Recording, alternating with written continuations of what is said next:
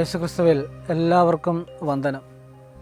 നോയമ്പിൻ്റെ 22-ാം ദിവസത്തിലേക്ക് നമ്മൾ പ്രവേശിക്കുകയാണ്. മർക്കോസിൻ്റെ സുവിശേഷം 6-ാം അധ്യായം 1 മുതൽ 6 വരെയുള്ള തിരുവചന ഭാഗമാണ് ഇന്നത്തെ ധ്യാന വിഷയം. സ്വന്തം നാട്ടിൽ തിരസ്കൃതനാകുന്ന ഈശോയെക്കുറിച്ചാണ് നമ്മൾ ഇന്ന് വായിക്കുന്നത്. ഈശോ സിനഗോഗിൽ പ്രവേശിച്ച് പഠിപ്പിക്കുന്നു. പഠനത്തിൻ്റെ ആദ്യ ഭാഗത്ത് കേട്ടിരിക്കുന്നവരൊക്കെ പറയുന്നുണ്ട്, അവരാശ്ചര്യപ്പെടുന്നുണ്ട്. അവൻ്റെ പ്രബോധനത്തിൽ അവർ ആശ്ചര്യപ്പെട്ടു. തൊട്ടടുത്ത നിമിഷം ഇവർ പറയുന്നത് എന്താണ്? ഇവനകത്ത് അച്ഛൻ്റെ മകനല്ലേ, ഇവൻ്റെ അമ്മയെ നമുക്ക് പരിചയമില്ല, ഇവൻ്റെ സഹോദരങ്ങളെ പരിചയമില്ല എന്നൊക്കെ ചോദിച്ച് അവർ അവനിൽ ഇടറി എന്നാണ് പറയുക. ഒരു വ്യക്തിയെ കൊച്ചാക്കുന്ന, ഇല്ലാതാക്കുന്ന ഒരു ചെറിയ പ്രവൃത്തിയാണ്. ഒരു ചെറിയ കാര്യമാണ് സംഭവിച്ചത്, പക്ഷേ വലിയ പ്രത്യാഘാതങ്ങളുണ്ടായി. എന്ത് സംഭവിച്ചു? അത്ഭുതങ്ങളൊന്നും ചെയ്യാതെ, 1-2 രോഗികളെ സുഖപ്പെടുത്തി കാര്യമായിട്ടുള്ള പ്രവർത്തനങ്ങളൊന്നും ചെയ്യാതെ ഈശോ അവിടെ നിന്നും യാത്രയാവുകയാണ്. പ്രത്യേകം ഓർക്കണം, നമ്മുടെ കൂടെ നിൽക്കുന്നവരോട്, നമ്മുടെ പ്രിയപ്പെട്ടവരോട് പറയുന്ന ഒരു വാക്ക്, അവനെ പുകഴ്ത്തിയില്ലെങ്കിലും വേണ്ടില്ല, ഇകഴ്ത്തരുത് എന്നൊരു ചിന്തയോടുകൂടി നമുക്ക് ജീവിക്കാം. എത്രയോ കഴിവുള്ളവർ, എത്രയോ നന്മയുള്ളവർ ഒക്കെ നമ്മുടെ കൂടെയുണ്ട്. അവർ ചെയ്യുന്ന എത്രയോ നന്മ പ്രവർത്തികൾ നമുക്ക് നേരിട്ടറിയാം. ആദ്യം അവർ വളരെ പോസിറ്റീവായിട്ടാണ് പറഞ്ഞത്. അവർ ആശ്ചര്യപ്പെട്ടു അവൻ്റെ പ്രബോധനത്തിൽ. തൊട്ടടുത്ത നിമിഷം പറയുക, ഇയാളല്ലേ. ഇതുതന്നെയാണ് നമ്മുടെ ജീവിതത്തിലും. അതുകൊണ്ട് എന്ത് സംഭവിക്കുന്നു? കാര്യമാത്ര പ്രസക്തമായ നന്മകളൊന്നും മറ്റുള്ളവരിൽ നിന്ന് നമുക്ക് ലഭിക്കാതെ വരുന്നു. മക്കളെയൊക്കെ ഒന്ന് പ്രോത്സാഹിപ്പിച്ചേ, കൂടെ നിൽക്കുന്നവരെ ഒന്ന് പ്രോത്സാഹിപ്പിച്ചേ, നല്ലതാണെന്നൊന്ന് പറഞ്ഞേ, ഭക്ഷണം ഉണ്ടാക്കിക്കൊണ്ട് വരുന്ന ജീവിത പങ്കാളിയോട് എടി ഇത് നന്നായിരിക്കുന്നു എന്ന് പറ. ഒരു പ്രാവശ്യമല്ല, എന്നും പറ.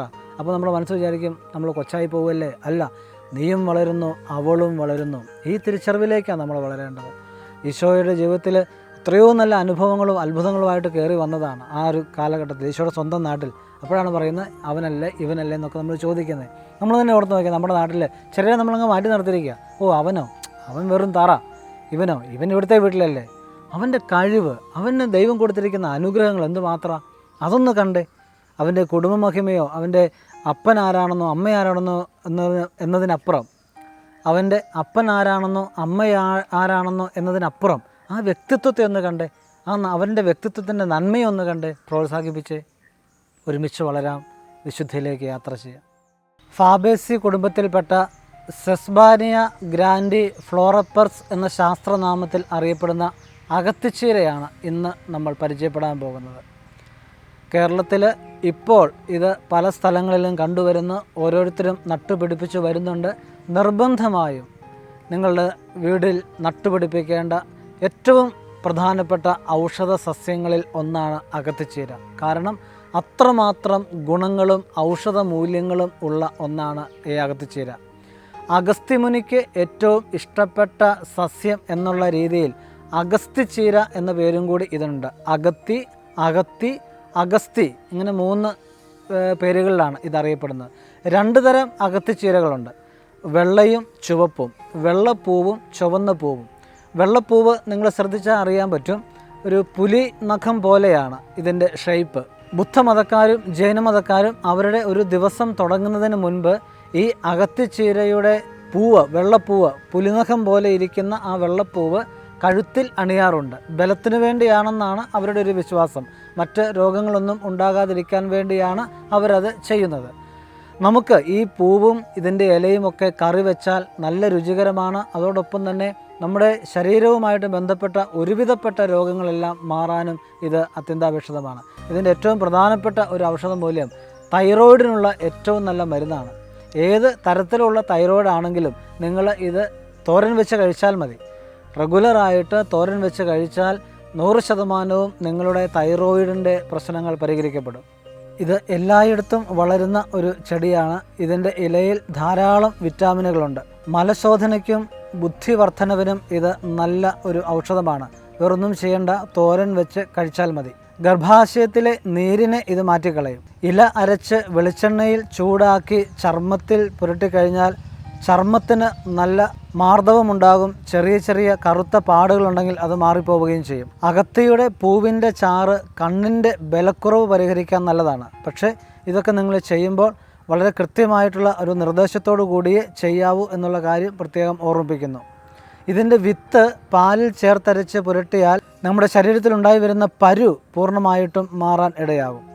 ഇത് തോരൻ വെച്ച് കഴിച്ചാൽ കുട്ടികളുടെ വിളർച്ച മാറും.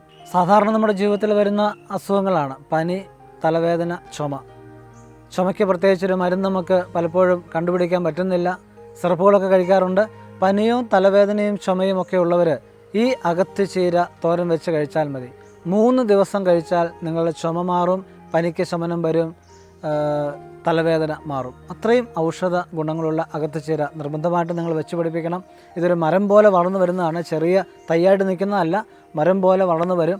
ഒരു 7 മുതൽ 9 വർഷം വരെ ഇതിൻ്റെ ആയുസ് കിട്ടും. നന്നായിട്ട് പരിചരിക്കണം. കാരണം ഈ ചീരയ്ക്ക് ഒരു ചെറിയ മധുരമുണ്ട്. അതുകൊണ്ട് പുഴു ധാരാളമായിട്ട് വന്ന് ഇത് നശിപ്പിച്ച് കളയും. ഒരു അകത്തിച്ചീര വളർത്തി വലുതാക്കി കൊണ്ടുവരിക എന്ന് പറയുന്നത് ശരിക്കും നല്ലൊരു അധ്വാനമുള്ള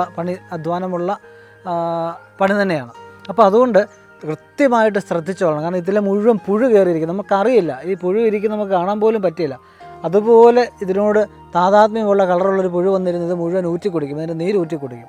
അപ്പോൾ അത് വളർന്നു വരുമ്പോഴും ഇതിൻ്റെ തടിയിൽ പുഴുവിൻ്റെയും കീടങ്ങളുടെയും ആക്രമണങ്ങൾ ഉണ്ടാകാം. കാരണം അത്രയും ഔഷധ മൂല്യങ്ങൾ ഉള്ളതുകൊണ്ടാവാം. ഈ മറ്റ് കീടങ്ങൾക്ക് ഒരുപക്ഷെ ഇത് നല്ലതായിരിക്കാം. അപ്പോൾ അതുകൊണ്ട് ഇത് നമുക്ക് വളർത്തിയെടുത്തുകൊണ്ട് വരാം. ഇത് പ്രാർത്ഥനാപൂർവ്വം നമുക്ക് നട്ട് പിടിപ്പിക്കുകയും ചെയ്യാം.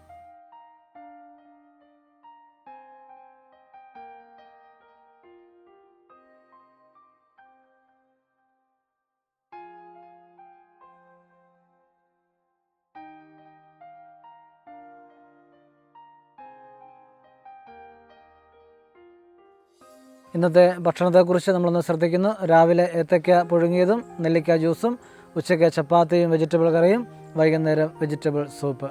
പ്രാർത്ഥനയോടെ നമുക്ക് ക്രിസ്മസിന് വേണ്ടി ഒരുങ്ങാം, മുന്നേറാം. ദൈവം അനുഗ്രഹിക്കട്ടെ.